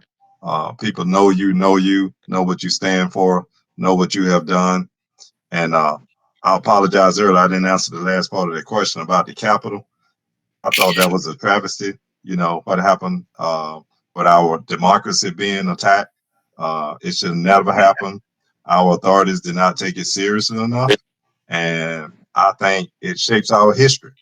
It shows what can happen if we don't pay attention, if we ignore certain signs, and if we pretend like nothing happened. So we have to address these issues because it was an assault on our democracy. We have to make sure it doesn't happen again. So that's part of our history now. So we have to live with that. But it also will make us better. It will make us better because we'll be better prepared. We'll know that it can happen, and we'll make sure it does not happen again. Very well said. And my analogy to the question that I just asked all of you is basically asking you that if death comes, are we ready to go, or have we unfulfilled things left in the world that we should start working on it right now? So ultimately, that's the analogy I want to get to. So Jay, Diane, and Hari, and I'll ask Monica the same question. I think she was missed. Yeah, from my perspective, as Jaswant Singh has said, if you can do what good things, right, and you're already building the legacy. So when I leave, I mean, some days we're all going to leave, right? That's going to happen. What legacy you're going to leave? What people are going to remember you? And somebody has to write my obituary, not me writing it. I already did my part. Somebody has to speak about it. Very well said. If I'm permitted, one line I want to say: we all have a will. After we die, we write a will that once I'm dead, this is my will. How about having a will to live? When you're alive, Yep. why don't you share so much love? That's what I was Why heading don't to. we My share question. so much love that you also can enjoy that will? Right. While you're alive, people remember you. Why do you want to die and then be remembered? Yes, very Think well about said. it. And ultimately, Jaswant Singh ji, that was what I was heading to, because people Yes. get to live today. Be grateful that they are breathing today, and we wait till we become 40 or 50 or 60 to do something good, or dream our dream, make it happen when we're 60 and we're a little bit tired at that time. We don't have the energy. So my ultimate response from, and I'm hoping I'm still going to hear from you, is I add one. Go ahead. I add one thing, Nazira. See, I have about 2,000 plus Facebook friends, and many of us have, right? And many times, everybody has a birthday. Many of all my friends, it shows up in the Facebook. I used to, a few years ago, I used to say happy birthday. Then what I did after the Gaja cyclone happened in Tamil Nadu, there are a lot of trees, about close to 10 million trees fell for Diane and Brian. From a US perspective, they call it as 1 crore. Here we say 10 million. So we wanted to help those people. That's how the tree planting thing came up. I just took it to the next step. I said, you know what? If my friend's birthday or wedding anniversary happens on the particular day, I plant 1 tree on their name. Now, what happened is many of them, when they see, they reply back and say, hey, how can I participate? So not only I'm doing that, that's the way the living part, right? We just set the example, we walk our talk, and some people come, some people don't come. That's fine. At least the people who are coming is how we are making that impact. So right now, about 21,000 families have received a coconut, a mango, and a guava tree. And 2 years has gone by. Already people are seeing the benefit of the guava tree. It's actually yielding the fruits. Very nice. So this even happened during the COVID period. We didn't shut it off. We even did it during the COVID period, all that stuff. So how we live, we have the way. That's your point, Nazira. We have the opportunity. Let's do it. We can give gratitude to Nazira on her 11th August. Yeah. That's her birthday. Thank you. Thank you. I'll do that. Definitely. Yeah, let's get on Jay for that day. Just with so Dr. Partha, Dr. Hari, Yeah, Diane, and Vanita ji, I want to hear from you. Dr. Partha, the reason I asked that question is many people are waiting to become 50 or 60 to do things they wanted their whole life to do because yeah. The thing is, uh, without our knowledge, life is something of a particular time period. Just imagine the time I'm starting to talk to you and the time I stand my words. We are few seconds older than what we were, isn't it? So, if you see that way, a person, a baby was born, and I don't know whether you remember in college, a lot of people used to ask me, "How are you?" Sometimes I used to tell, "Well, I'm going towards the death." They used to tell, "No, no, no, why you should speak like this?" I used to tell them, "This is the fact." See, the moment a baby was born, and maybe he has or she has 70 or 80 years of life, one day going is one day lessening, isn't it? So that way, I feel that God has given us maybe 100 rupees to go and spend it in the on earth. How we spend it matters. very well said. Right. Very well said. Yes, very well said. Thank you. Thank you, Dr. Partha. Dr. Hari, if you can hear us, and then Diane, please. I'm enjoying the fruits because of the people who lived before me have sown the seeds. So I think it's my duty to sow seeds, and I'm doing my bit, and that's how I wish to be seen. And I encourage people. For this World Environment Day, we did a smaller version of what Jay was talking about. We went there and thanked people who were segregating their waste. We gave them a gratitude card with a pack of seeds, vegetables mostly, 1,000, and then indigenous saplings were given to apartment complexes and larger residential complexes, thousands. This is just a token to start with, but definitely after the session, I would like to connect with Jay and take this move because we lost most portion of green patch in Chennai, in the city where I'm living, after Niva cyclone.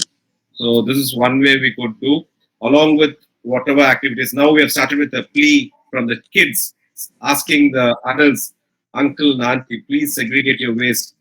By segregating, it's not just for you, giving us good air and good groundwater. You have enjoyed, let us also enjoy that. So that's the area. I'm eating fruit of somebody's, has done the work of sowing the seed. So I'm sowing seeds. I may not be here to eat the fruits, but I'll still continue to sow the seeds. Very well said. Very Right. great He, message. he is writing. He is writing his obituary. He's already writing his obituary. Diane, go ahead, please. Diane? Okay. Yes. Okay. Can you hear me now? Yes, yes. Okay. Well, I love the Wheel of Life, and my word for this year is joy. So I'm working to find joy in the journey, and I wake up every morning after I pray. I say, I will greet this day with love in my heart, and I love that. Who will I serve? Because that's what I love to do.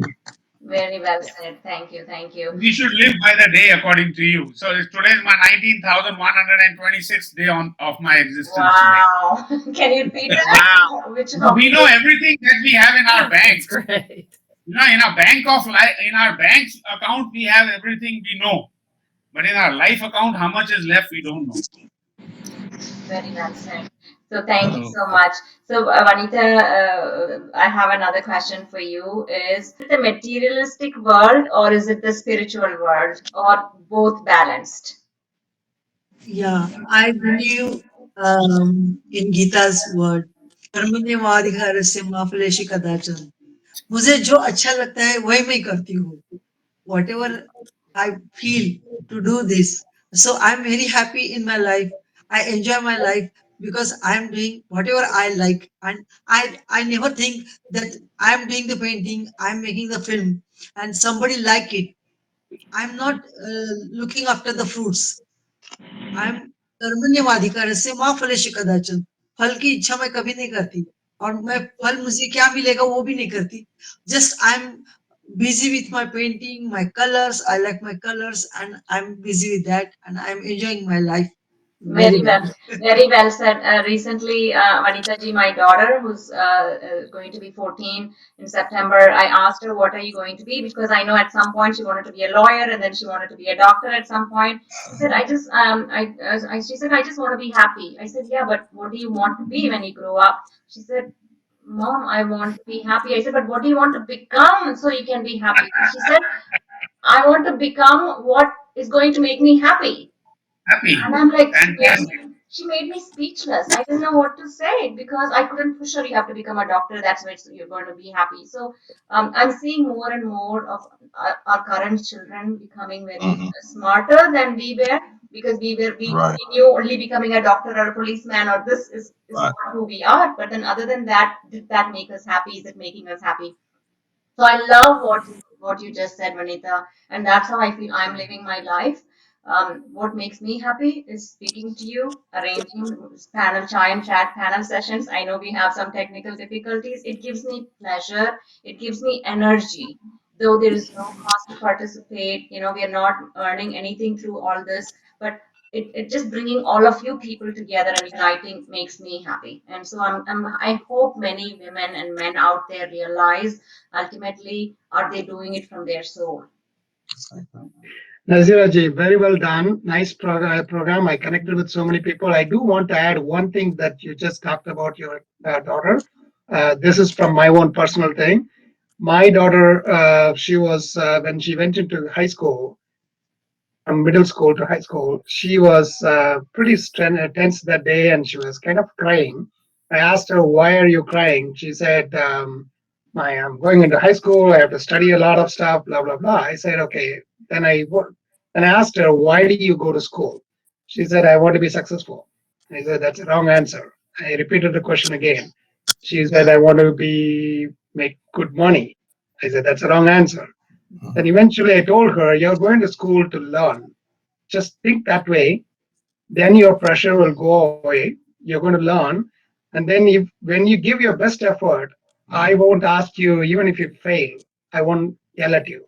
The moment I said that, her pressure just came down. She stopped crying and she did very well. The reason I'm saying this, it goes to many other parents who are listeners. We put so much pressure on the kids. Hmm. Let them do what they want to do. You're right. They don't need to be a doctor. They don't need to be an engineer. Let them enjoy what they want to enjoy. Both my kids, I start telling them what they need to be. I tell them, do what you want to be, but give your best. Whatever you do, give your best, Hmm. whatever it may be. Definitely. Right? And Super. this Monday, Absolutely. yes, this Monday I was riding a bike and I fell down. And I know there were people watching, but I still got up. And the next day I was still riding the bike because that Yeah, made me happy. And yeah. so yeah, and that's what I want people who are listening to say, that Mm. they define their life. Yes. And they should start their dream right now and not wait 5 years, 2 years Yep. from now. If, So that's what if I would like people to want to do it, if people want to do things at 60, never going to happen. Do it today. do it today. Right. Start Or you now. want There is to do in our calendar there is a Sunday, Monday, Tuesday, Wednesday, Thursday, Friday, Saturday, again Sunday. There is no some day. Yeah, Right. yeah, exactly. No, someday. Do it today. Absolutely. People want to do someday. There is no someday. No, Right. someday. Do it No, today. Start now. very well said, sir. Very Yes, well so said. Yeah. we have only a few more minutes to close out the session, but Diane and Brian, this is a specific question that one of the registrant has asked, and I'm going to read it out so you're able to respond to her. I'm thinking it's a her who asked this question. So the question is, the current race challenges. Yeah. So imagine that you're someone who's faced with a vicious hate attack perpetrated by multiple people with the intention to destroy you. On a scale of 1 to 10, what are the chances that you would go seek help from law enforcement? And 10 being that you're sure to seek help, right? And it could be a brown person asking. And the question is, what are the question is, chances of? what are the chances that you would go seek help from local law enforcement?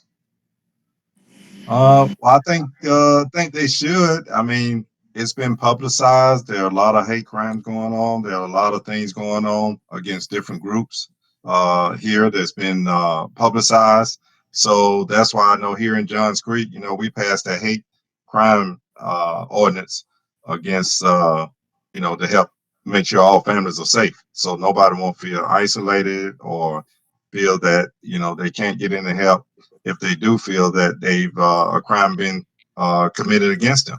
So we embrace diversity here in Johns Creek, and the way things are, we are embracing diversity with all the women serving in politics and at different levels of our government. So we're seeing more and more diversity. So I think America is embracing diversity, embracing our different families and our different cultures. And so I think it's absolutely necessary for those type of crimes and incidents to be reported so we can investigate it and prosecute those who are guilty.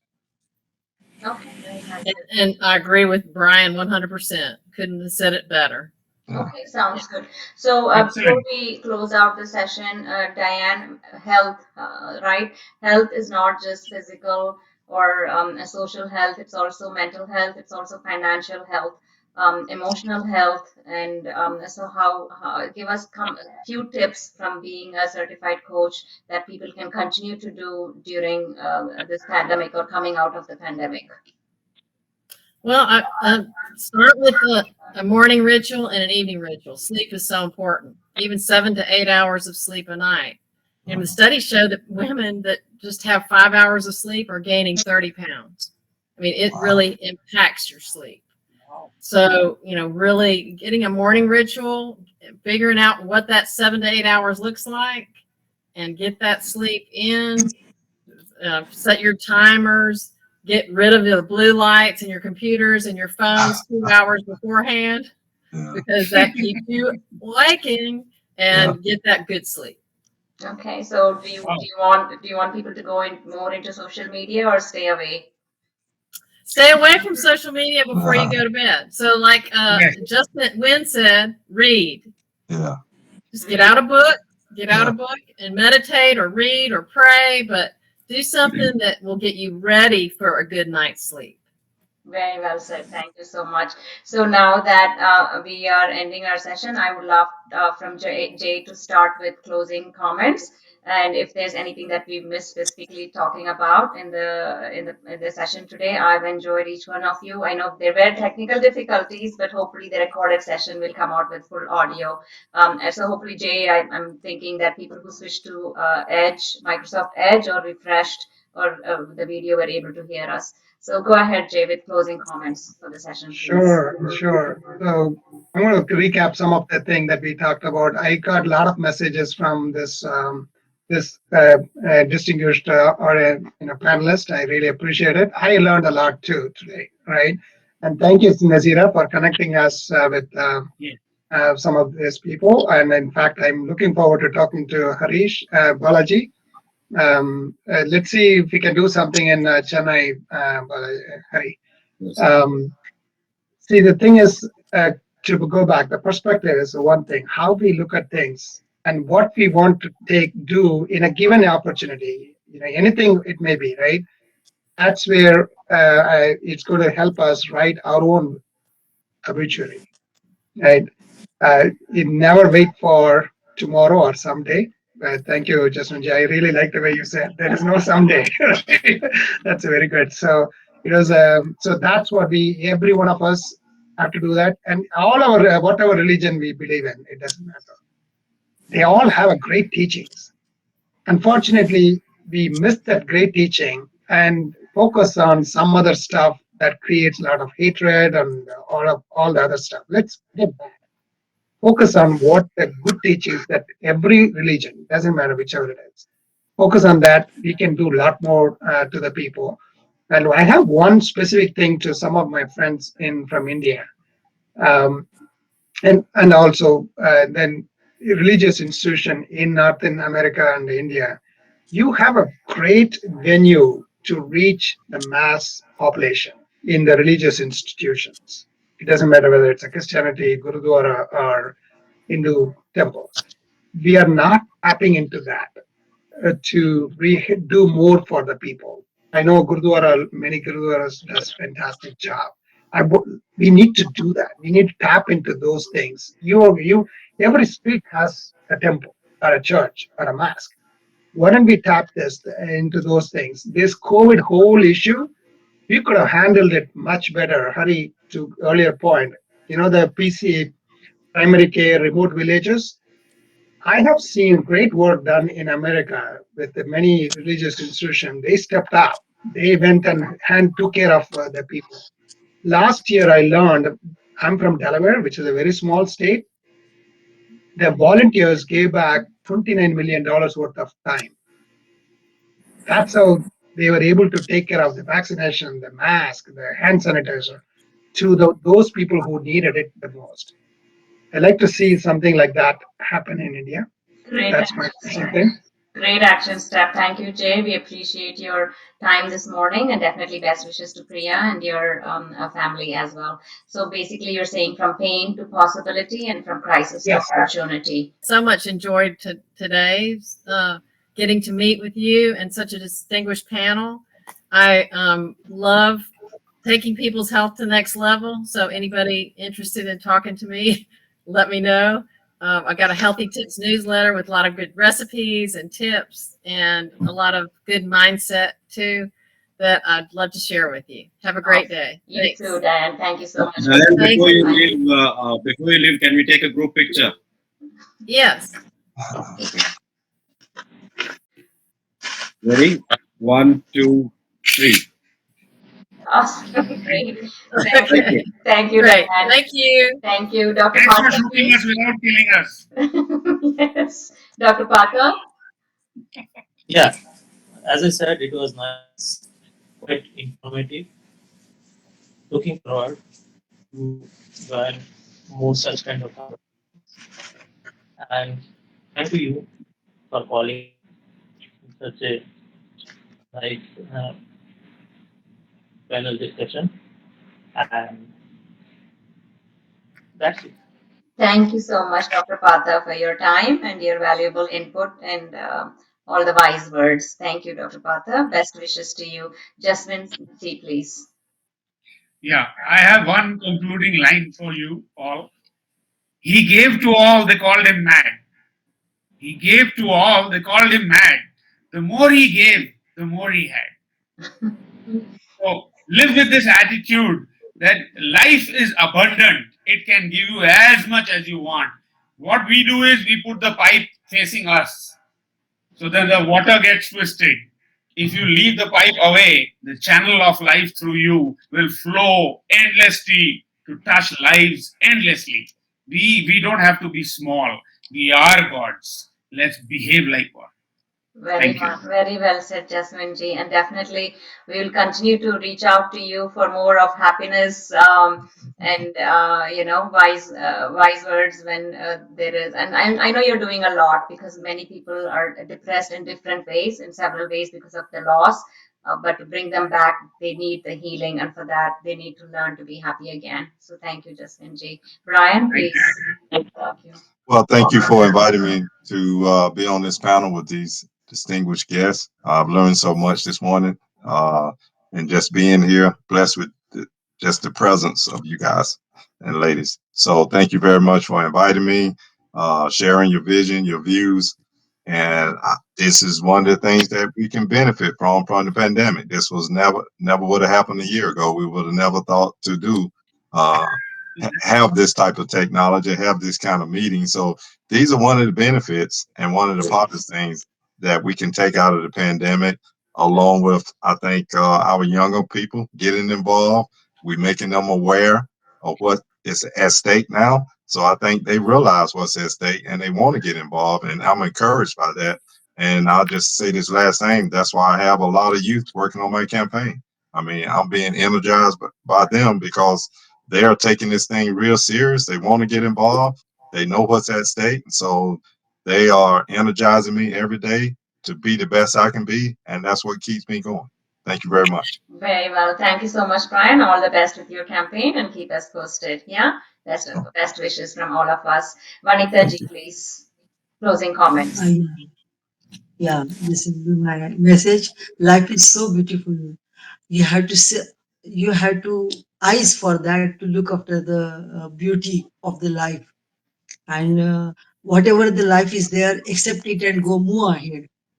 And Nazira, thank you for so much for you for giving this opportunity. Thanks. Thank you so much, Vanita ji. And as I mentioned, she used to be a teacher in the school that I was in. So thank you. You've imparted so much knowledge right from childhood itself. So thank you, Vanita ji. We wish you all the best, and we can see the happiness in what you do. And I wish many women can learn from you and get inspired. Dr. Hari, please. Thank you so much, Nasira. Yes, there have been many sessions I've been part of, but this is very special to me, and this will hold a special place because of what all has happened. And this, in fact, different tips from different layers from all the participants here, people here. I was able to get different tips. I don't know whether this is, something what my mom wanted to be part of. Uh, Thank you so much, each and everyone. Maybe the context was different, but I was able to pick certain things which helped me, which will help me as well. Thank you. And we applaud you and our best wishes. Please reach out to any of us anytime that you are here after your mom passed away yesterday. So that itself is a sign that she has imparted in you that continue to move forward in what you do.